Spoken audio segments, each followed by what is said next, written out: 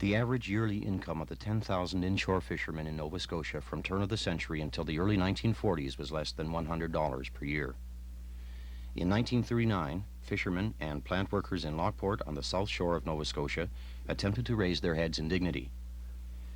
The provincial government and large fish companies responded with starvation tactics, RCMP strike-breaking, and the jailing of union organizers. Ralph Bell, later the founder of National Sea Products, owned the Lockport Cold Storage Fish Company throughout the Depression. Leon Williams, a fish plant worker then, remembers him well. But he'd say, boys, yes, Mr. Bell. He'd get it all figured out, fine boy.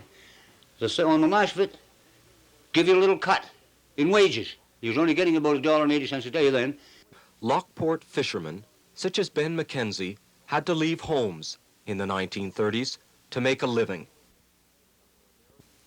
They went to New England, where American fishermen's unions had won higher prices paid for fish catches. Aware of trade union powers, Ben Mackenzie returned home in 1937 and established a local of the Fishermen's Federation in Lockport. In 1937, the provincial Liberal government of Angus L. MacDonald had passed Nova Scotia's first Trade Union Act. However, the unsuccessful strikes in 1938 by Halifax fish handlers and Lunenburg fishermen proved the weakness of both the Trade Union Act and the Fishermen's Federation. Seeing the need for a strong fishermen's union in Lockport, Ben Mackenzie contacted the Canadian Seamen's Union, which had the charter to organize Canadian fishermen. In August 1939, Mackenzie, with the aid of Canadian Seamen's Union organizers Charles Murray and Pat Sullivan, organized Locals 1 and 2 of the Canadian Fishermen and Fish Handlers Union in Lockport.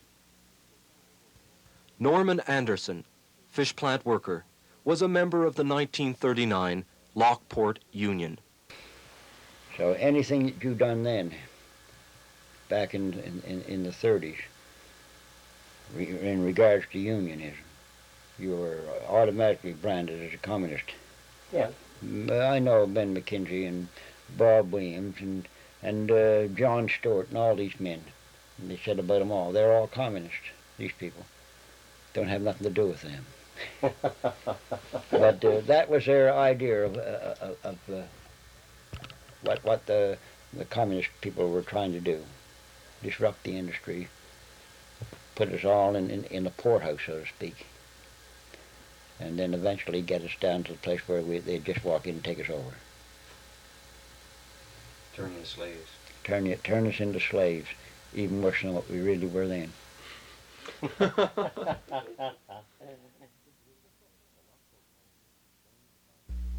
The Lockport Company, owned by the Smith interests of Lunenburg and Swim Brothers Limited, refused to recognize the union. On October 21st, 1939, they locked out the workers, saying they were going out of business. One of the union's organizers was Charles Murray. During the Depression, he, like thousands of others in this country, had joined the Canadian Communist Party. By 1939, he had helped organize 6,000 fishermen in this province into the Canadian Fishermen's Union. In 1939, the biggest fish companies in Nova Scotia, I mean, the Lockport cold storage was about the third biggest. The biggest of all was the National Fish in Halifax. The next biggest was Lunenburg, and the General Seafoods in Lockport came in third, fourth, something like that. And without a doubt, and you read the newspaper accounts at the time, and it's very, very clear and obvious that the companies, particularly Swim Brothers here, they didn't have their heart in breaking the union. They were just following the instructions. They'd been bloody well threatened. Either you break the union, don't, either lock those people out and keep them out, don't make an agreement with them, or you'll have to account to us. Who's us? Us was the other fish companies. So there was a... They were the people that talked to Angus L. MacDonald and told him what to do. Companies lock the workers out, parlez-vous. The companies lock the workers out, parlez-vous. The companies lock the workers out together when with weasel shut. Inky dinky parlez-vous. Boys and girls are fighting fine, parlez-vous. The boys and girls are fighting fine, parlez-vous. The boys and girls are fighting fine to see them on the picket line. Inky dinky parlez-vous. Lockport Union's out to win, parlez-vous. The Lockport Union's out to win, parlez-vous. The Lockport Union's out to win, the heat is on the Swansford swing. Inky dinky parlez-vous. To combat the Fish Buyer Association's conspiracy of lockout and starvation, the union fought back. It took over an abandoned plant and started a fish processing cooperative, selling the fish to supportive unions in Cape Breton. The Antigonish cooperative movement refused all Lockport requests for administrative assistance. Spokesperson D.L. Ringer appealed across the province for food, warm clothing for children, and milk for the 11 babies born since the lockout had begun. Errol Williams was a fish plant worker of the 1939 Lockport Union. What about the companies at that time? Companies? Were they worried about the men? Worried? My friend, they couldn't care less. They was worried about that dollar. That's what they was worried about. That was the thing that was concerned them most. They didn't care. I remember having fish for Christmas dinner. That's what it was. We would sit down sometimes, 9 boys and 3 girls, mother and father, 14 of us, the family. Well, the old man years ago had to go to the States, go to another country to try to make a living for the family. Go away from home, pay taxes in this place. You tell about archaic, what do you, there's the story. You young men, I mean, it's in my mind, but I can't tell you, I can't express it to you.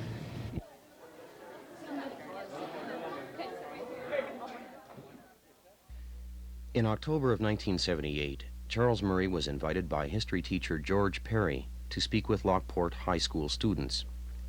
The students' questions centered on why the Lockport fish companies had locked out the workers so soon after the union was formed. There's only so much pie. And if the employees organize a union and they want a bigger slice of the pie, somebody takes less. And the people who have been getting practically the whole pie all along, they want to continue getting practically the whole pie. And most of them will stop at absolutely nothing, including lies. According to my sources, you arrived in Lockport approximately 2 to 3 weeks before the lockout began. And they also say that the fishermen and the fish handlers in this town were getting along fine with their own union, minding their own business, and getting along quite well with the management.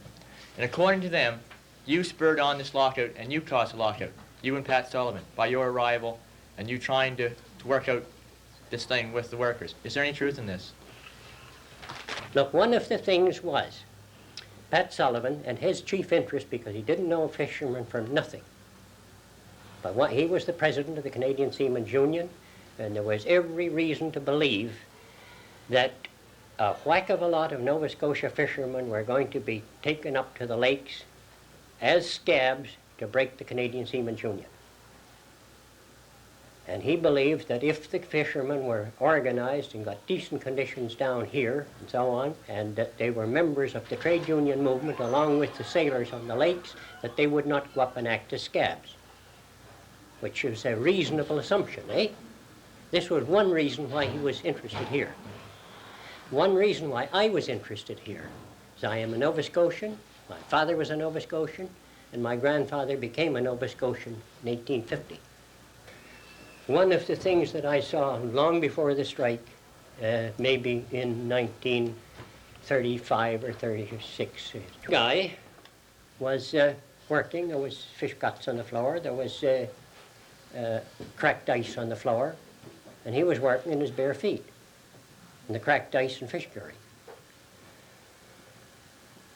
Well, you know, Nova Scotians don't go in their bare feet in cracked ice if they got shoes to wear, eh? It was intimidation. They wanted you to work. There was no such a thing as hours on the clock. They called you in 2 o'clock in the morning. There's a man standing in the door there that would verify that. And 2 o'clock in the morning, you worked all them. There was no overtime and coolie wages, Chinese wages. So these gentlemen here that come here, I got the greatest admiration and respect, regardless of their politics or religion, like you say. That's a man's prerogative. That's a man's right, or anybody else's right.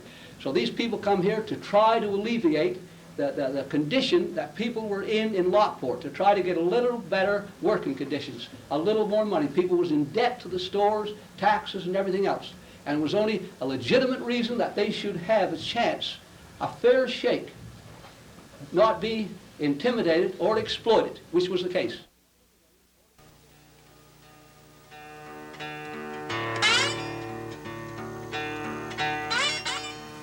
Throughout the 8-week lockout, trains hired by the fish companies tried to remove fish from the fish plants. They were stopped each time by the 24-hour picket line maintained by Lockport men and women. The train, they tell us they blow the whistle, and the housewives would go sometime. All you had was bread, most of them then, and they'd leave it burning, and they'd come down to stand on the picket line. And he'd come so far, we'd stand with the flag between the cars, and the head people would say, take her in, take the cars out. They'd have them loaded up with fishing. They thought they'd break us, and we'd stand between the couples of cars, and Happy Lennox and Murray Richards would say, that's as far as I'm taking her. If you want to go, take her. And they'd take her out. They never took anything. Captain Norman Smith.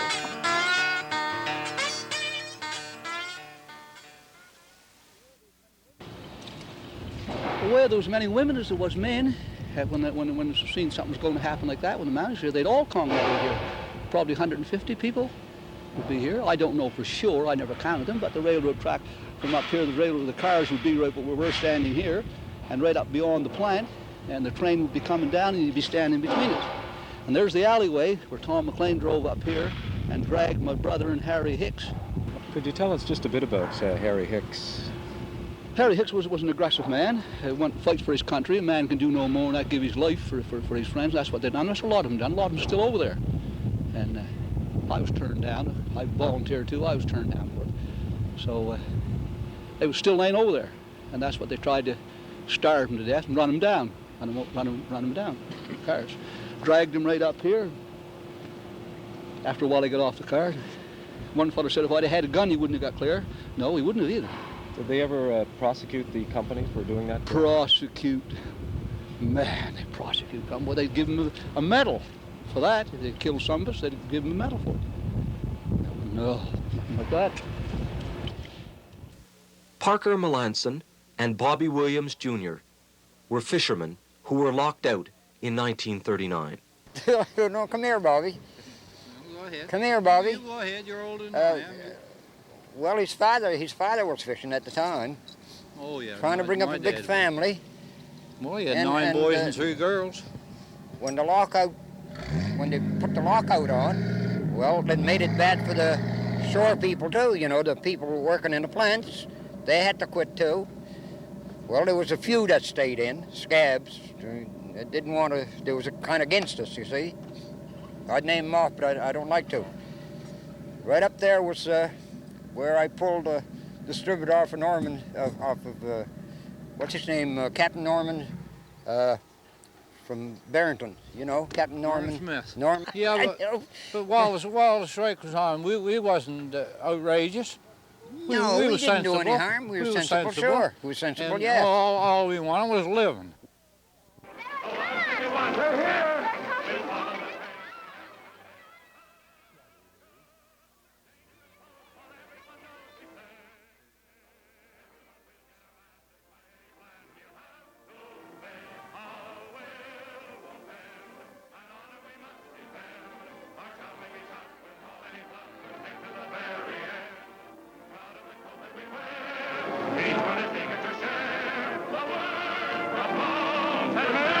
They were a picked bunch, a riot squad, so to speak. And they come with long billies and prepared to beat us off the railroad track. Altogether. The train was pulling in up here at the cold storage. They had 3 carloads of fish up there to pull out.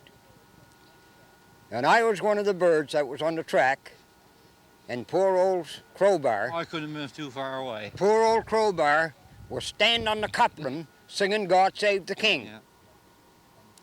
And I was on the track, and there was about 50 had around my waist like that, and this mountie was trying to haul me off. And I grabbed his tunic like that. I said, you go ahead and pull.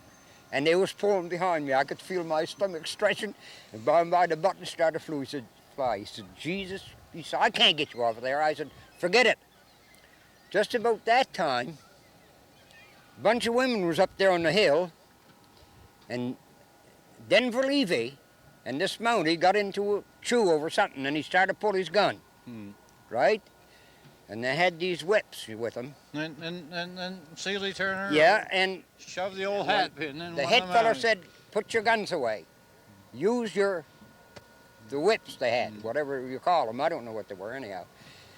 So Denver said, "Take off your tunic, drop the whip," and he said, "I'll show you what I'll do with you." Denver Levy, you remember Denver Levy? Oh, yeah. I Ernest remember. Levy's brother. Yeah, I remember He could all do of it. them. He could do it too. And just about that time, he stooped over for to do something, and Florence Turner struck him You know what I think about the with his whole hat pin. Les Mackenzie, son of Captain Ben Mackenzie, was a fish plant worker who was locked out in 1939. What was I arrested for? Yeah. Obstructing the law. Well, those big mounties would pick me up and they'd throw me about 30 or 40 feet out across the road, and I'd crawl back, and then they'd pick me up again and they'd throw me. Well, then they started to get a little rough, and that was around the time that Walt here was telling us about the one mountie pulled his pistol. Yeah. And as it happened, the mountie in charge, he carries a little stick in his hand or something. When he pulled the pistol, he hit him over the hand with the stick. He dropped the pistol, and after that, they pulled the mounties out. That's the time that was. Well, then we were all arrested. My mother was never outside the house at the time, the strike or the on the picket line up there. And Dad, myself, and my mother, and the one colored woman, Florence Turner, we were subpoenaed to appear in court. My mother wasn't even out of the house. Anything to break up the union. It shall be lawful for employees to form a union of their choice. It don't say of the company's choice, but their choice. The law that you supported, that you put in politics for that. We was only going by what it read. And to join the same when formed and to bargain collectively with their employer. PC 1003 is still the same. You're saying some of you were ready to die for that, is what Well, my what happened? Why, of course. Yeah. Of course you would. Well, what's the difference between starving to death and being shot? See, we had nowhere to go but up. Wasn't getting enough out of it anyway, were you? You couldn't work under those conditions much longer. And we listened to these old fellows. They're not old compared now. I'm old, but Captain Ben Mackenzie, a competent man. Dwight Ringer, a good man. And my father was a good man. John Stewart was the supervisor's father here. He's dead now. But yeah, good man. Don't take any act of violence, boys. It'll hurt you. You know, we've seen how much you could take. We'll get this thing straightened out. And they thought the government would make the companies recognize a union that was legal. No. They wasn't going to do it. Like, keep them under your... let them rise their heads. That's what it was. But we weren't violent people in those days. We were. The fishermen, as Les says, are not violent people. Point one. They elected representatives to the government that they honestly believed, as they had always been told, that these people would look after their interests. They had already received a rude awakening. Look, there was lots of things discussed by the executive of the union. One of the things which I think helped to prevent the Mounties from being more violent, because the Mounties have been violent in many, many cases. They have used their guns and so on. The threat of losing $1 million worth of fish on account of a chunk of a chain being tossed over the power line, I think went a long way toward preventing the violence. There was never any danger of violence from the fishermen. The violence, if it was going to come, would come from. And there was, look, is it violent to leave, to create a condition which makes a kid starve? Is that violence? Of course it's violence. It's just the same kind of violence as if you took a stick and beat the kid over the head. And this was the kind of violence that was used by the companies and by the government of Nova Scotia against the fishermen. But if the fishermen had responded as was suggested by our brother, look, they would have had to beat all the Mounties in Canada and the Canadian Army, and by gosh, if they showed signs of doing that, which of course is ridiculous, they would have had to beat the American Marines too. Walter West, executive member of the Lockport Fishermen's Union in 1939. Like Les said, we knew we couldn't win when we seen what we were up against. On December 15th, 1939, the government maneuvered the Union into settlement. When the plants reopened, the buyers again refused to recognize the Union. Ben Mackenzie, Bob Williams Sr., and many others were blacklisted from employment. The young men of Lockport signed up for another battle.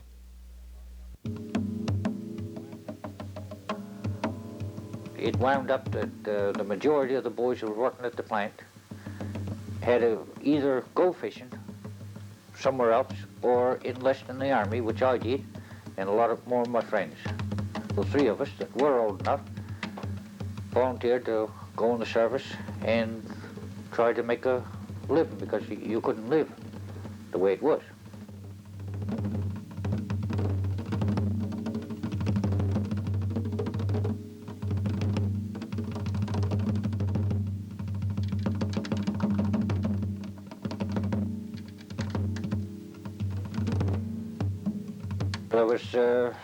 There was three boys right, well, just about next door to me that never returned, and they were kids.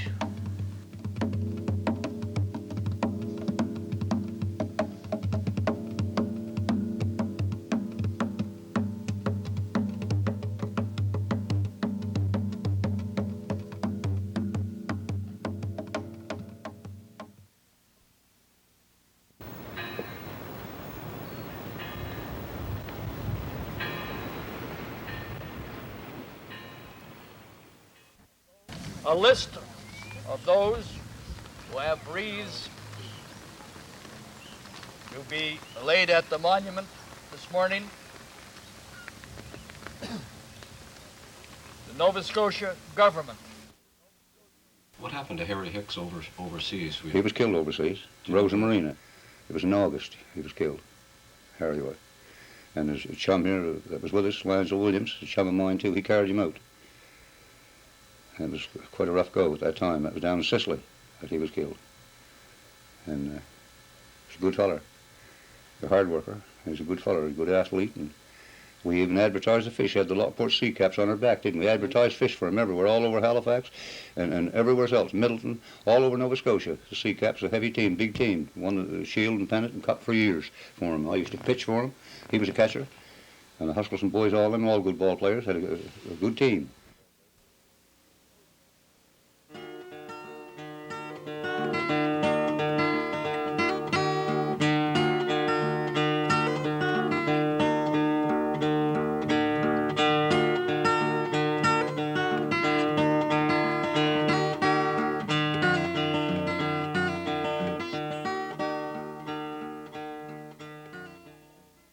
Right after the lockout, how many of the young fellers, the young people who was old enough to go in the service, said, well, there's nothing else we can do. We can't make a living no other way. We'll have to go.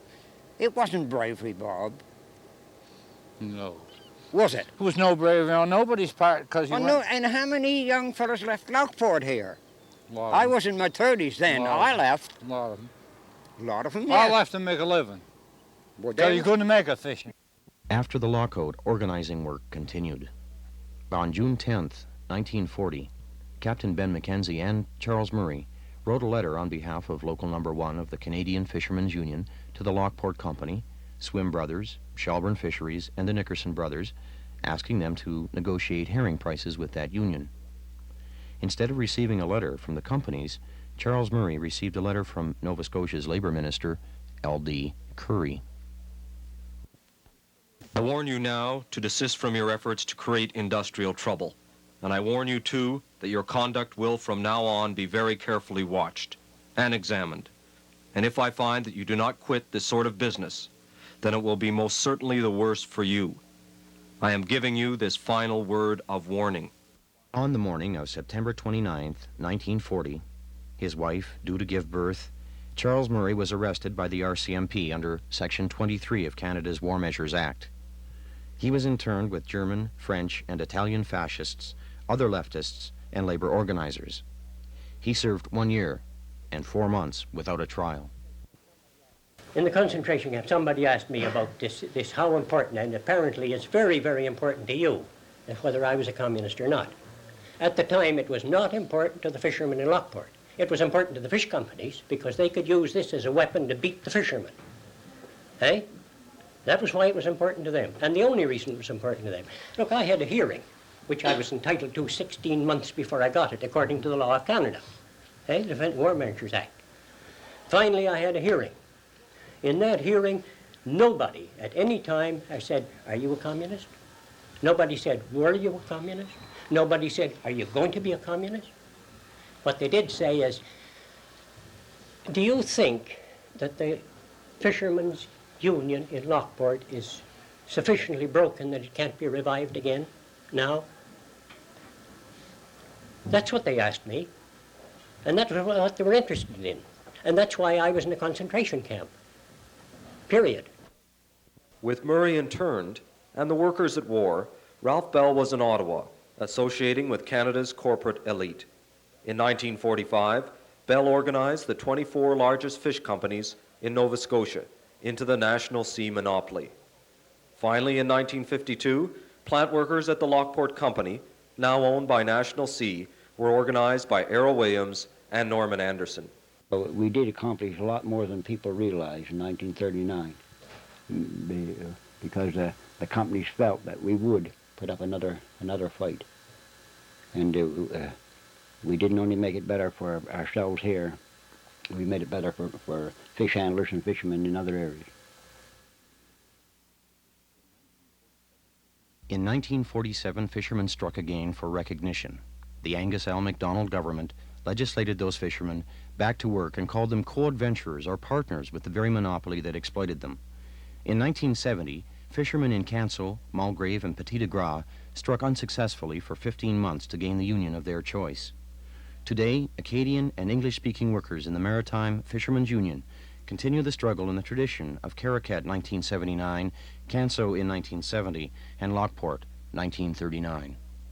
And I'm only a young man yet.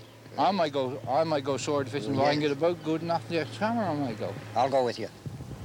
I'll go with you. God, I'll take you. I can start. If I can't do nothing else, I can cook. I can run an engine. Well, you can engineer. I can run an engine, by Jesus.